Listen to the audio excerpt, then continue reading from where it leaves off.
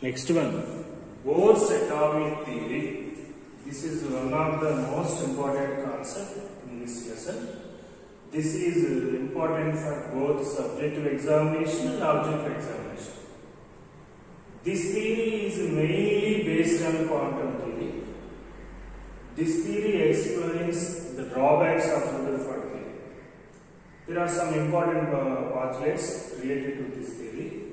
Those main postulates are: here the electrons are revolved around the nucleus with definite velocity in fixed circular paths. Electrons are revolving around the nucleus with definite velocity in fixed circular paths. These circular paths are called as orbits or strings. Then each orbit has given a number or given a name. Likewise, orbits are numbered as 1, 2, 3, 4, so on, right in that diagram, are named as K, L, M. Here K is equal to 1, L is equal to 2, M is equal to 3, N is equal to 4, like that. Next one, each orbit is associated with a different amount of energy. Each orbit is associated with a different amount of energy. Next one, as long as the electron is present in its orbit, its energy is constant. Please observe this point. As long as the electron is present in a particular orbit, its energy is constant.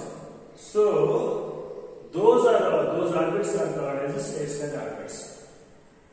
This point is important. Stationary orbits are the orbits where the energy is constant. If the electron is present in a particular orbit, its energy is constant. Next one, if the electron jumps from one orbit to another orbit, then only energy changes take place. If an electron jumps from lower orbit to higher orbit, energy is absorbed. After absorbing energy, the electron jumps from lower orbit to higher orbit. At the same time, energy is released when the electron jumps from higher orbit to lower orbit. If energy is released, then electron jumps from higher orbit to lower orbit.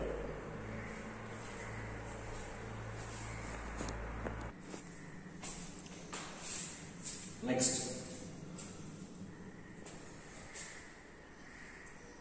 see the difference. Delta E is equal to E2 minus E1, that is equal to hg.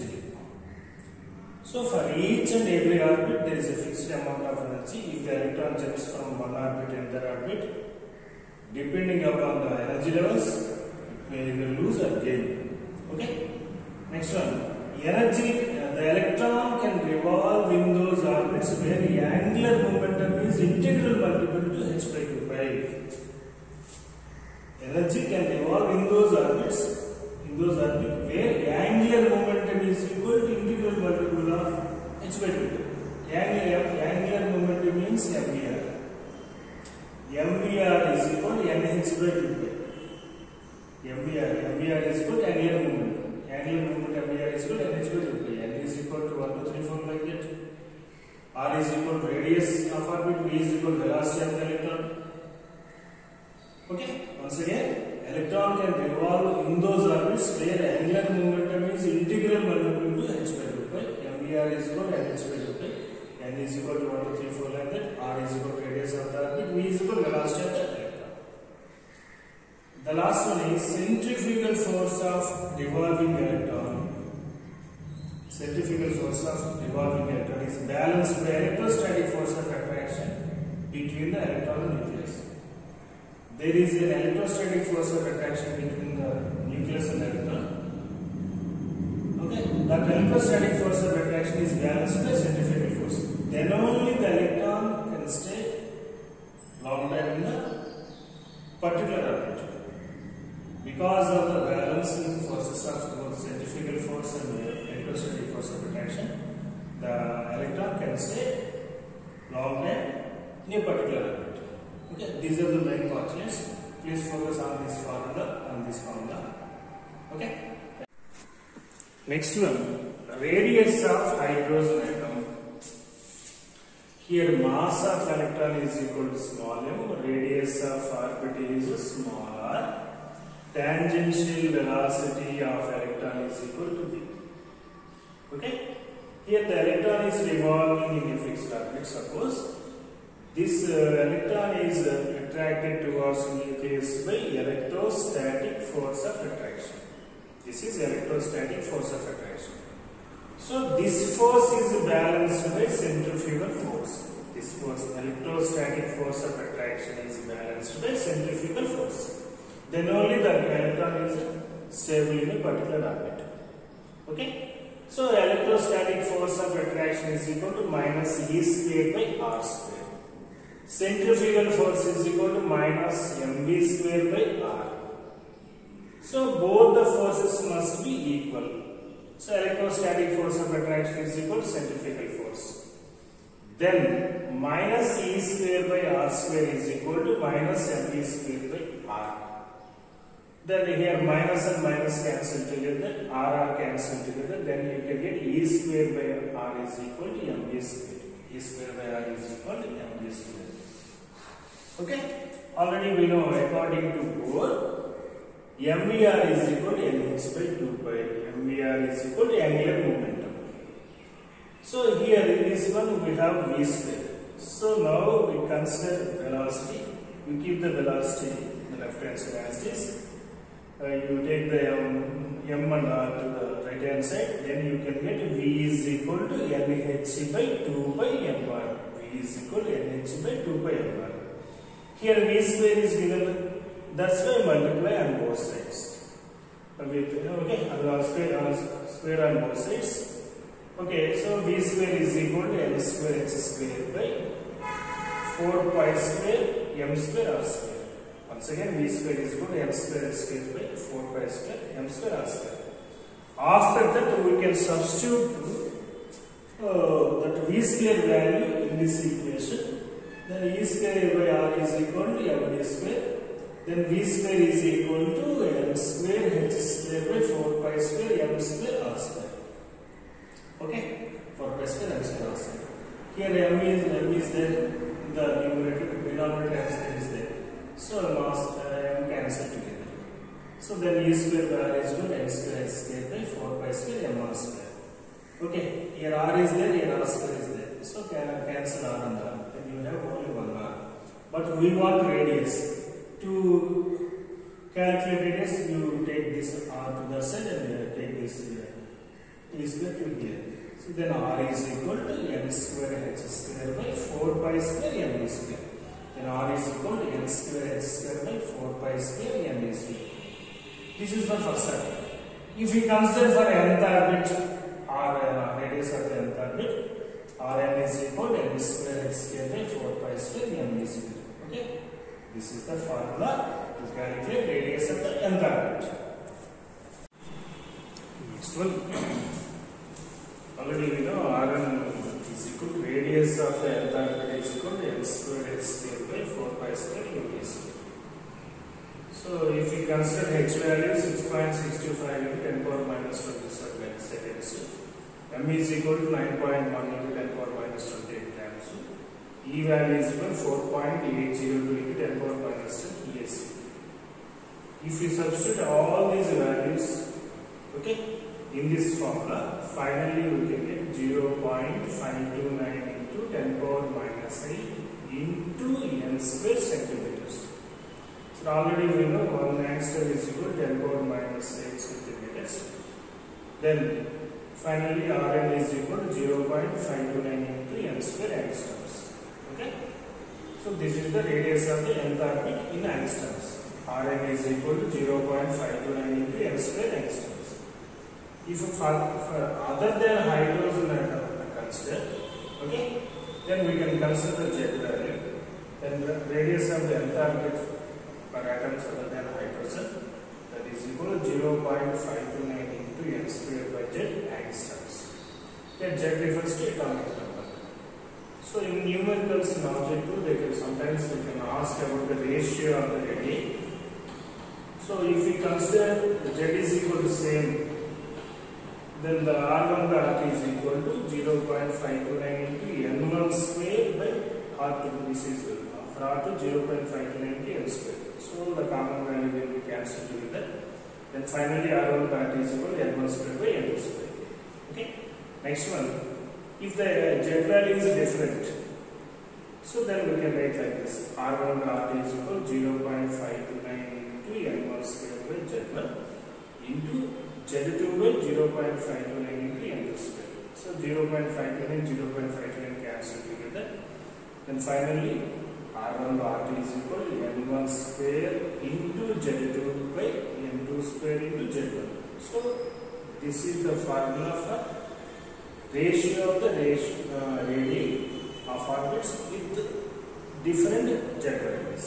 Okay, if Z is same, you can write this formula: R1 dot is equal to L1 square by L2 square. If Z is equal to different, R1 dot is equal to L1 square into Z2 by L2 square into Z2.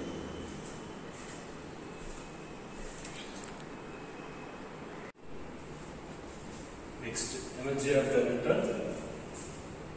This is one of the concept. It's number of times. Total energy is equal to sum of the kinetic energy and the potential energy. In the previous derivation already we know mv square is equal to E square by R. So if you write 1 by mv square, then you can get E square by 2R. So kinetic energy is equal to 1 by mv square, so we can use this value E square by 2R. Potential energy is equal to minus E square by R. Then you can write like this. Okay, E square minus 2E square by 2R. LCM is 2R. Finally, energy of the enthalpy is equal to minus E square by 2R. R means radius already you know. Radius is equal to M square by 4 pi square M square. If we substitute R value in this formula, finally you can get, after cancellation, minus 2 pi square me power 4 by n square h square. Energy of the enthalpy is equal to minus 2 pi square me power 4 by n square h square. Already we know mass value 9.1 10 power minus 28 grams per electron, h value 6.65 10 power minus 27 seconds. Energy 4. Okay, energy charge 4.80 to 10 power minus 10 ESC. After substituting all these values, energy of the enthalpy is equal to minus 2.19 into 10 power minus 11 by n square. N2 per atom. Please underline N2 per atom. So 1 is equal to 10 power minus 7 joules.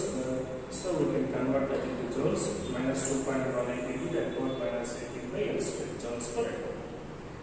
1 electron volt is equal to 1.6 to 10 power minus 20 joules. So if you want to convert that joules into electron volts, you can get minus 13.6 by n electron volts per atom. So the electron volts to produce the atom only. If you convert that into moles, kilojoules per mole, here joules per atom is there. So if you make it kilojoules per mole, after calculation you get minus 1312 by n square. Okay, 1 gal is equal to 4.184 joules. If you make it into 1 kilocalories, finally you can get minus 313.6 by n square. So this is the values. Okay, so these values are very useful in the time of numericals. Sometimes they will ask in X, sometimes they will ask in joules like that. Okay, next one. If Z is different, then you can use that formula. En is equal to minus 2 pi square me power 4 by n square into Z square. These are the into Z square. Okay. For other than hydrogen, we can use that formula to calculate energy of the enthalpy. Next one, derivation of Rydberg equation. Derivation of Rydberg equation. Already we know the formula of E. Suppose if we consider E1 for the energy of the first orbit, E1 is equal to minus 2 pi square me power 4 by n1 square into this. So this is E1, so we can use n1 here. Likewise E2. E2 is equal to minus 2 pi square me power 4 by n2 square plus square. So E2 for n2. Then we can write like this. Delta E is equal to difference between E2 minus E1. So E2 minus E1 is equal to. So this is E2. Okay. This is E1. So we can take common values. 2 pi square me power 4 by h square is the common value. So this is minus of minus plus. So 1 by n1 square. This is minus 1 by n2 square. So E2 minus E1 is equal to 2 pi square me power 4 by h square into 1 by n1 square minus 1 by n2 square. Already we know the formula. Delta E is equal to E2 minus E1. E is equal to h nu already you know. Nu is equal to c by lambda. Nu bar is equal to 1 by lambda. Basing on that we can write delta E is equal to E2 minus E1, that is equal to hc nu bar. So then nu bar is equal to E2 minus E1 by hc. This nu bar is equal to E2 minus E1 by hc. We take this as equal to the round. Okay. E2 minus E1 is equal to this value 2 pi square me power 4 by h square into 1 by n1 square minus 1 by n2 square. If we substitute that value there, finally you can get you consider the common value 2 pi square me power 4 by ch cube, that is similar to R equation. Okay, R is equal. If you calculate, you can get R value in this one 109,681 centimeter inverse according to board. Actually, originally R value is 109,677 centimeter inverse, almost nearly equal. In this case, board is successful. So almost nearest value of R equation he calculated. Next one, velocity of electron. How to calculate the velocity of electron? Already we know angular momentum mvr is equal to nh by 2 pi. So in this case we can take v. Then v is equal to nh by 2 pi mr. Already radius formula you know, r is equal to n square h square by 4 pi square me square. So if you substitute r value in this one, you can write like this. So here nh is there, here n square h square. So nh cancel together. This is 4 pi square, this is 2 pi. So 2 cancel together, pi cancel together. Ultimately we have 2 pi. Here m also cancel. So after cancellation, ultimately we have 2 pi a square by nh. So v is equal to 2 pi a square by nh. V is equal to 2 pi a square by nh. So if we substitute pi value, h value, e value, okay, finally you can get v is equal to 2.18 into 10 power 8 by n centimeters per second. Okay, this is for hydrogen. If other than hydrogen atoms are given, so then Vn is equal to 2.18 into 10 power 8 by n into jet centimeters per second. Okay, for other than hydrogen. So if we consider ratio of the velocities, in the case one, if z is equal to same, then v1 by v2 is equal to n2 by n1, because v inversely proportional to n here. Okay. In the second case, if z is equal to different, here if you observe v directly proportional to z and inversely proportional to n. So then v1 by v2 is equal to n2 by n1 into z1 by z2. Okay. Next one, advantages of Bohr's model. The first positive point by Bohr is he successfully explains stability of atom. The next one, he successfully explains atomic spectrum of hydrogen also. At the same time, he explained the spectra of one electron species, like helium plus Li plus 2 and Be plus 3. If you observe, all these ions have only one electron. So he explains spectra of hydrogen and other ions which have only one electron. One more thing, the experimental frequencies of spectral lines are almost equal to calculated frequencies of Bohr. Okay. Next one, in the previous topic we discussed derivation of Rydberg constant. In that one, if you observe, the Rydberg constant value calculated by Bode is almost equal to, nearly equal to the Rydberg constant value. At the same time, Bode's theory has some limitations also. So he successfully explains the spectrum of atomic hydrogen spectrum. At the same time, he fails to explain spectra of multi-electron atoms. Next one, he cannot explain fine spectrum. If he cannot explain fine spectrum, if you observe the spectrum in electron microscope and latest microscope, it has again so many areas to know about the spectrum. So he fails to explain the fine spectrum. He cannot support wave nature of electron also. Wave nature. Next one, he cannot agree with the uncertainty principle. Heisenberg's uncertainty principle, he cannot agree.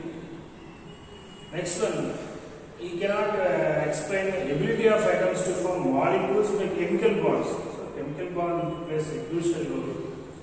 So in this case, he cannot explain how atoms can form chemical bonds. After forming bonds, how they can form molecules, he cannot explain. Next one, he cannot explain Zeeman and Stark effects. What is the meaning of Zeeman effect? The splitting up of spectral lines in magnetic field. Suppose if spectrum is, if you observe the spectral lines, if magnetic field is created, in the presence of magnetic field, the spectral lines can be split. Why it happens, he cannot explain. The splitting up of spectral lines in the presence of electric field, he cannot explain. Like in magnetic field, in electric field also, the spectral lines can split. Why these two things happen in the case of magnetic field and electric field, he cannot explain. So Zeeman effect and Stark effect are useful for subject to very short notes. Please concentrate on both of them. Correct.